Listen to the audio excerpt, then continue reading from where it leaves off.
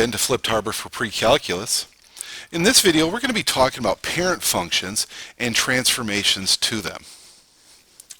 Our iKen statements for this video are: I can identify the parent function for linear, quadratic, cubic, square root, reciprocal, absolute value, and the greatest integer functions.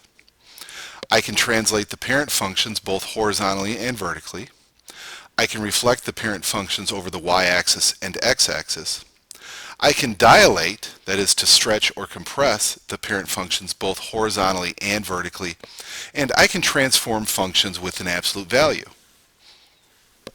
Our outline for this video, we'll take a look at what the parent functions are for all of these different types of functions.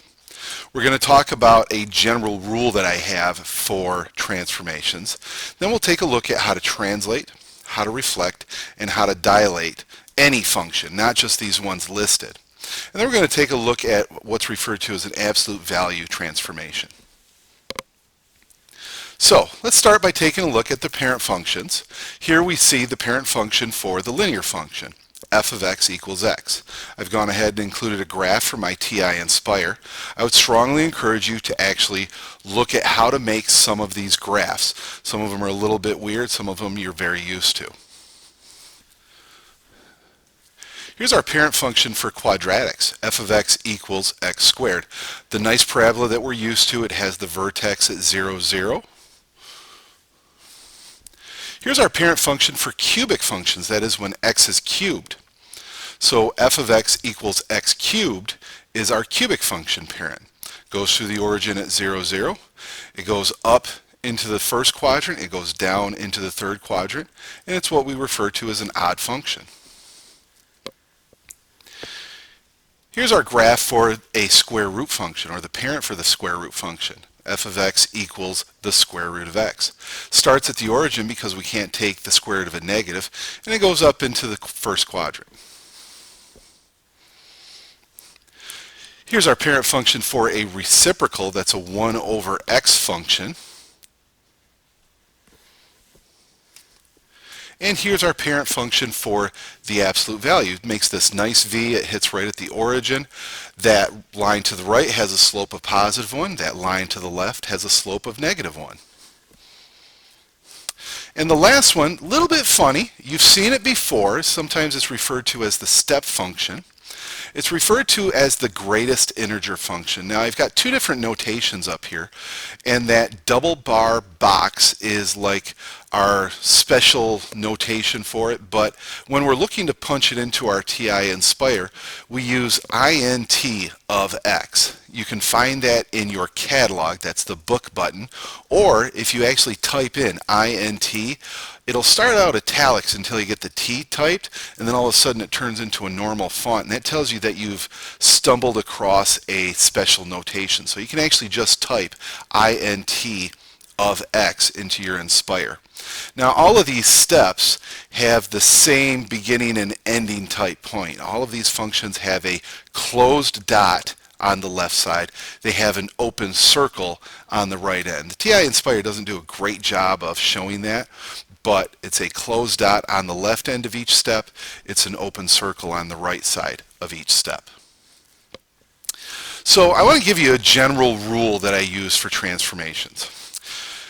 For the most part, there are exceptions to this, but for the most part, you can break up the different types of transformations into horizontal transformations. That's things that are changing in the x value. And there's vertical transformations, things that are changing in the y direction.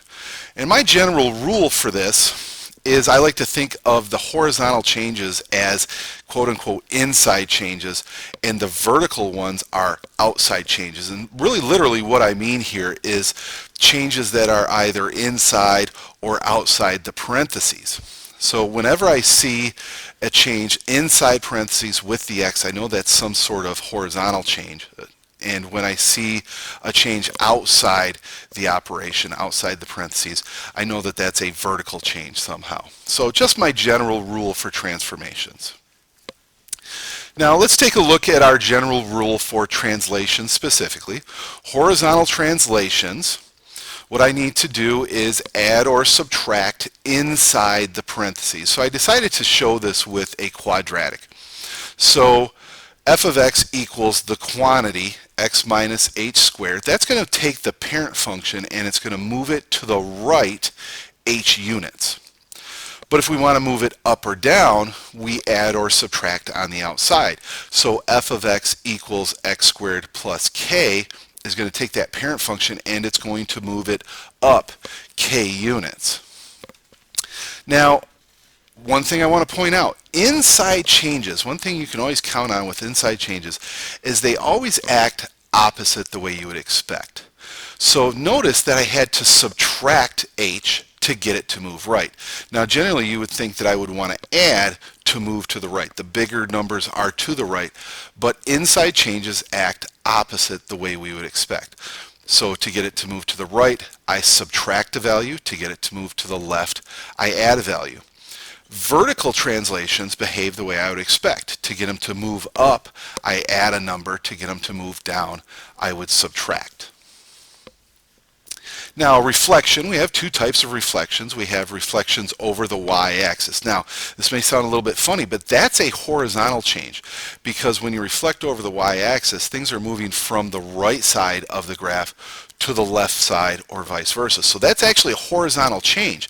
That's an inside change. So when I want to reflect over the y-axis, I put my negative inside with the x. So we generally can't take the square root of a negative, but when I put the negative in there as part of the function, now I can only plug in negatives.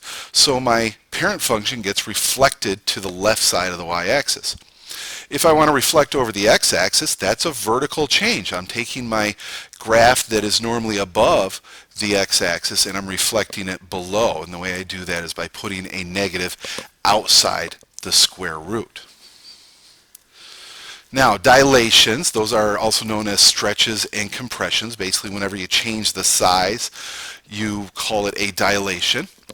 So now we want to multiply or divide by a number. You can see here my general rule for horizontal stretch or compression. So again, I'm making it wider if it's a horizontal stretch. I'm making it skinnier if it's a horizontal compression.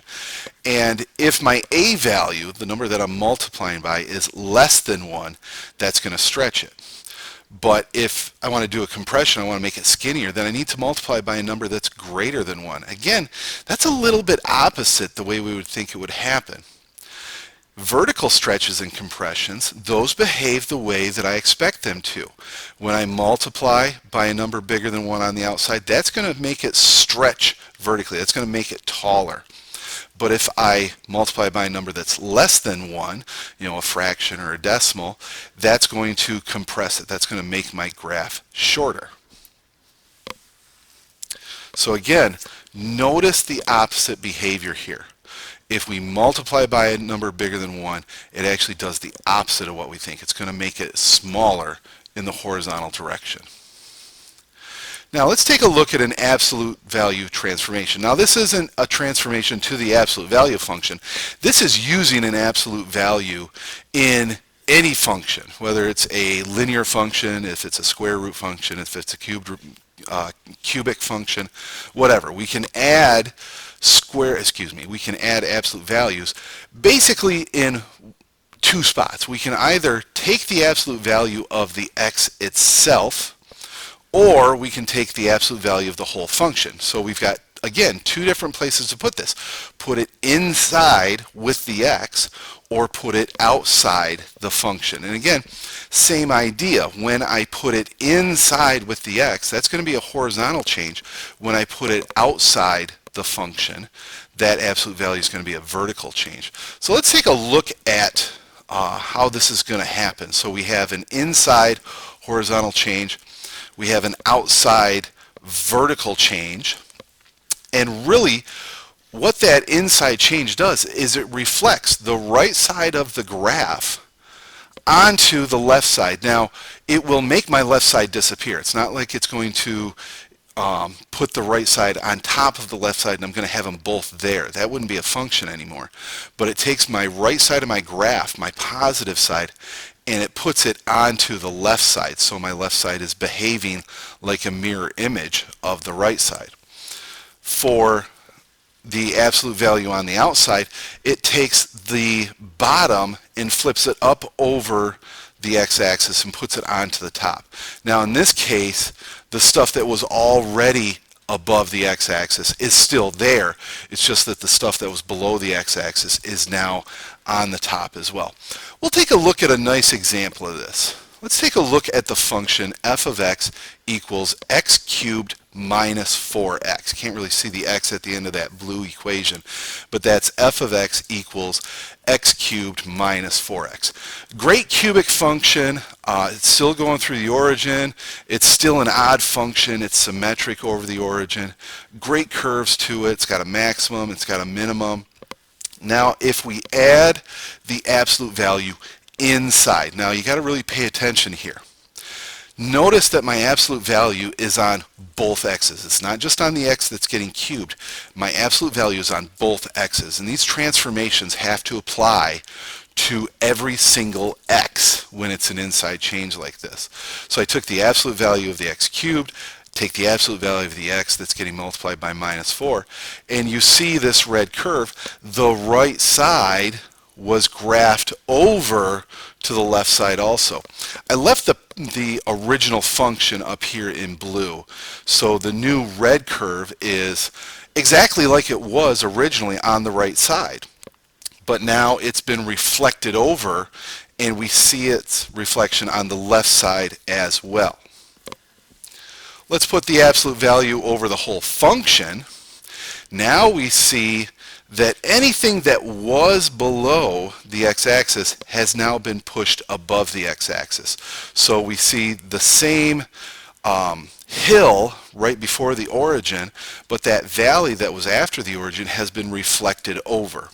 We see our end behavior on the right side is exactly the same, but our end behavior over on the left side, that has been reflected up as well.